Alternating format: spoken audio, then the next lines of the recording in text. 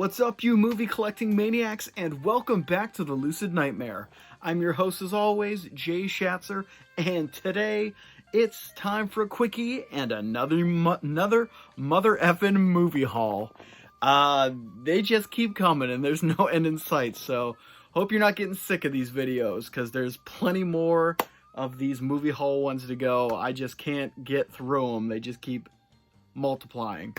But let's jump right in and get to a very, very awesome start here with an Italian giallo film. One of my favorites, a really, really great one. I actually reviewed it years and years and years ago. Is Emilio P. Miraglia's, I don't know if I'm saying that right. It is his awesome, really stylistic giallo film. It is The Red Queen Kills 7 Times. And Arrow put this sweet little number out. It is fantastic. Looks like it's got a bunch of special edition contents in there. I haven't even cracked the surface of it. I usually have just been going through the movies when I've been watching recently, and just over the last year, bunch of years.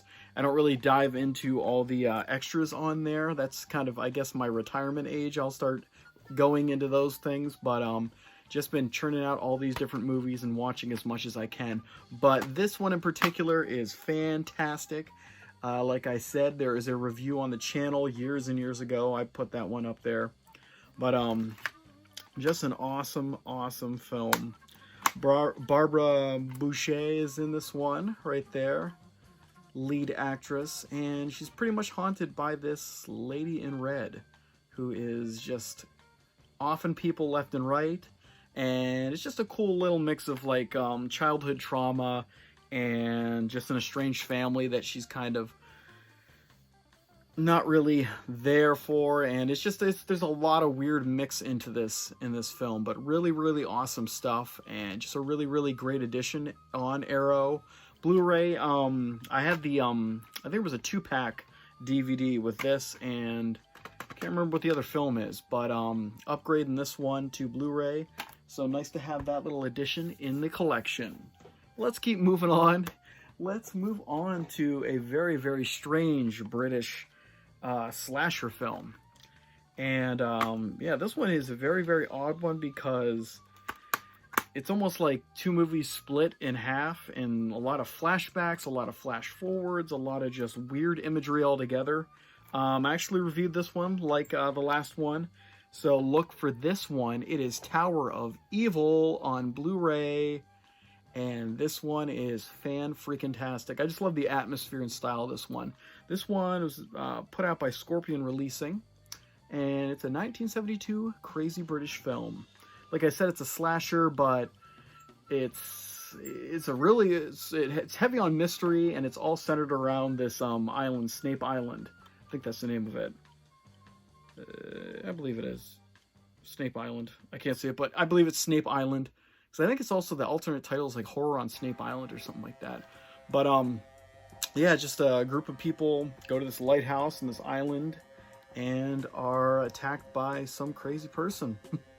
And it's like I said, there's two different films. So there's an earlier group that goes there, gets massacred, and then a second group that comes in there, and some people are in the mix.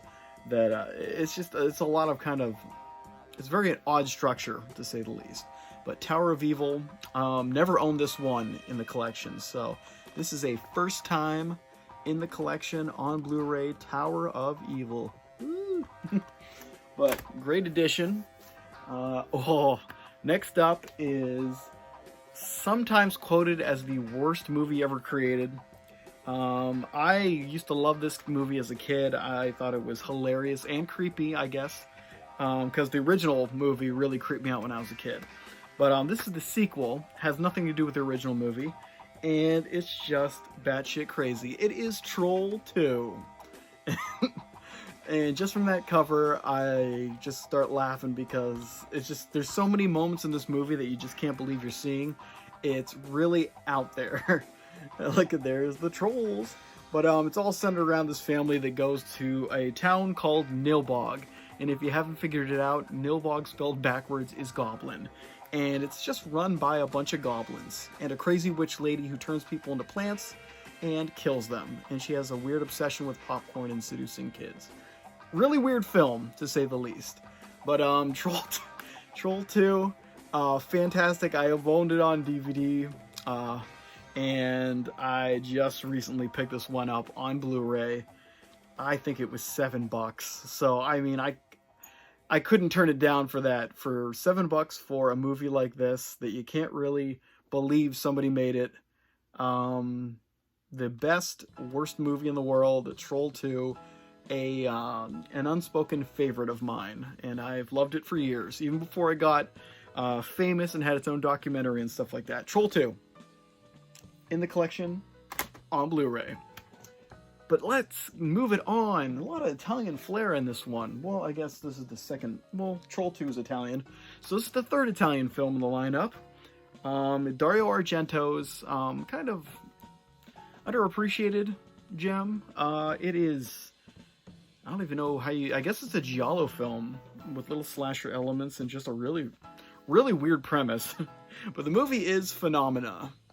And Jennifer Connelly stars as the young girl who kind of gets mixed up in a weird set of incidences, I guess you could say. And Donald Pleasance is also in this movie. He plays just I think he's a professor or something like that. I don't know. But he has a pet monkey. Very weird movie. But Jennifer Connelly's character, she ends up being able to, I mean, she controls insects. And there's a killer killing young girls. And that's pretty much all you really need to know about the movie. I mean, once it keeps going into weirder territory, it starts to become something altogether crazy. You really can't define it once it meets its the conclusion's insane. So watch this film if you love Argento stuff, or if you just like weird Italian cinema. This one's definitely really cool. I never really appreciated it back in the day when I first started diving into Argento stuff and just Italian films, horror films in general, but really, really became one of my favorites of his. Really strange, great music like always. I believe Goblin did the soundtrack to this one. But yeah, Phenomena, it's phenomenal. But yep, great to have it in the collection. I've had it on a 2-disc with Inferno. That Anchor Bay, I believe. Yeah, Anchor Bay put that one out. I've had that one up, so nice to have it upgraded to Blu-ray. I believe I have Inferno up there somewhere, so good stuff. Good stuff all around. But let's keep moving. We're not done yet. We got a few more here. But next up is a Hammer film, Hammer horror film. It's jumping back into the Mummy stuff, and this one's just all around fun. I remember bits and pieces of it. I'm going to revisit it this October, so hopefully I'll be able to get a review out there for you guys. But a really, really great film. It is Blood from the Mummy's Tomb. And this one is put out by Scream Factory. And Synapse Films put out Phenomena. Forgot to say that. But fun film. Valerie, what's her name? Valerie Leone is smoking in this movie. And just a really interesting twist on it. She kind of gets possessed by the curse, so it's a whole different kind of angle. It's not really a walking kind of corpse as other mummies, mummy films have. She's more of a possessed kind of person who's haunted by the pharaoh of the past. But it's a really, really cool film. Just like all the other Hammer horror films, got a hell of a lot of atmosphere, hell of a lot of cleavage, and just a lot of fun. So really cool atmospheric film that I'm really looking forward to revisiting this October. So probably put this in next week. Give it a spin. But I believe, I don't know if this was in the Hammer big box from the UK that I had it on previously. I think that's where I had it. So upgrading this one from the Hammer box set to Blu-ray from Scream Factory. So slowly trying to get all my Scream Factory movies up on Blue, upgraded to Blue. So it's a long and arduous process, but I am getting there. But let's get into some fun, silly fare with Kurt Russell and Goldie Hawn. If you haven't guessed what movie this is, I don't know what to tell you. It is Overboard, and this one is just fun. I mean, I haven't seen this since I was a kid, but it was a really, really awesome movie when I was watching back in the day when I was a kid. A lot of memorable scenes. The chemistry between the two, amazing. Kurt Russell's really awesome as always, and is very charismatic. Just a really fun film altogether. I mean, if you don't know the premise, Goldie Hawn's a rich snob. Kurt Russell's a working man, and she has an accident and has amnesia, and he pretends that he's her husband, and she comes to live with them in their trailer with his bunch of kids, and just antics ensue, and then she realizes that her old life, and then they have to the kids and him and Kurt Russell have to win her back. So just a fun, ridiculous 80s movie. Fun stuff. And I don't believe I've owned this one, so it's nice to have that in the collection, because it's like a little comedy classic. But let's move it on to a sci-fi creature feature film from the late 50s, 1957 to be exact. The movie is The Deadly Mantis. And I actually watched this one for the first time a couple weeks ago, and loved it. Actually really loved it. Really cool. Cheesy, schlocky effects on the Mantis, but overall, the whole field of the production was really, really great for the time. It's really got that classy black and white sci-fi thing going for it. Charismatic leads, and just a very interesting premise of a giant deadly mantis attacking, I believe it's attacking Los Angeles.